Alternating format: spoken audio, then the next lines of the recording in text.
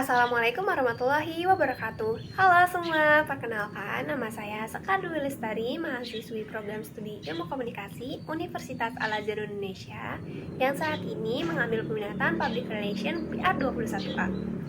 Di video ini, saya akan membahas satu kasus yang telah terjadi pada PT Kereta Api Indonesia di tahun 2022 kemarin.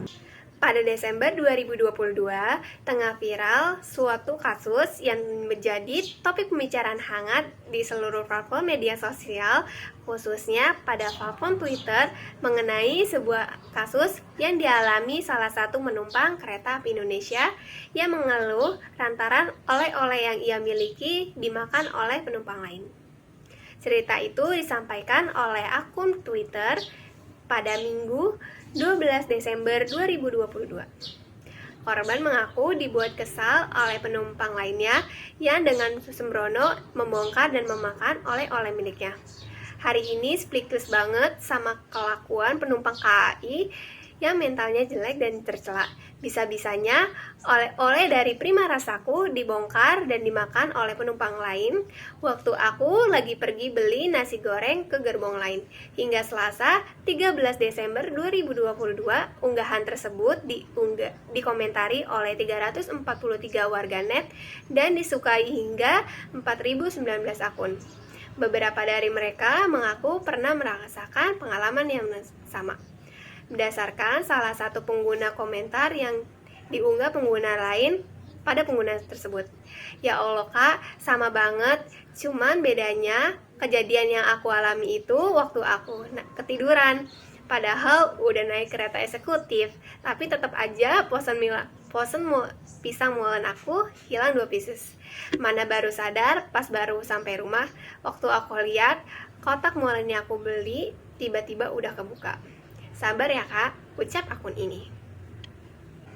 Dalam kasus ini, Public Relation PT Kereta Api Indonesia mempunyai peran yang sangat penting, di mana seorang Public Relation dituntut untuk dapat menciptakan suatu sistem yang dapat digunakan sebagai sarana untuk menjalin hubungan harmonis dengan pihak terkait.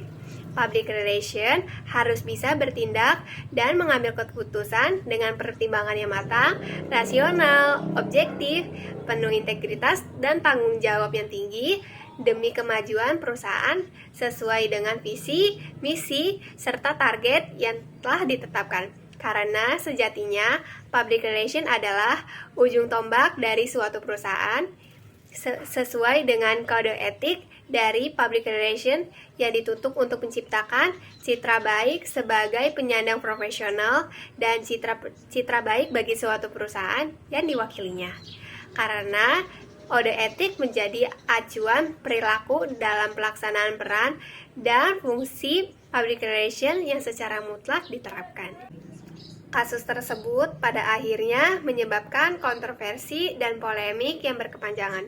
Disinilah peran dari Public Relation sangat diperlukan sebagai perwakilan perusahaan dalam mengatasi kasus tersebut untuk menghadapi pihak-pihak terkait. Hal pertama dan hal yang harus diambil oleh Public Relation PT Kereta Api Indonesia adalah menyampaikan permohonan maaf atas ketidaknyamanan yang telah terjadi. Selanjutnya, memediasi antar pihak terkait untuk mencari penyelesaian atas kasus tersebut dan merumuskan langkah-langkah koreksi bagi PT Kereta Api Indonesia ke depannya.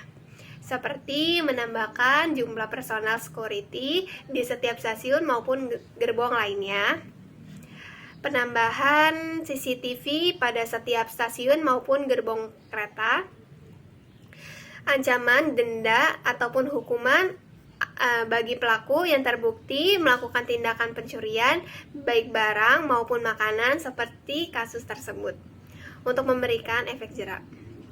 Menghimbau para pelanggan bagi korban seperti kasus ini untuk segera melaporkan kepada petugas yang mengalami hal yang tidak diinginkan selama perjalanan.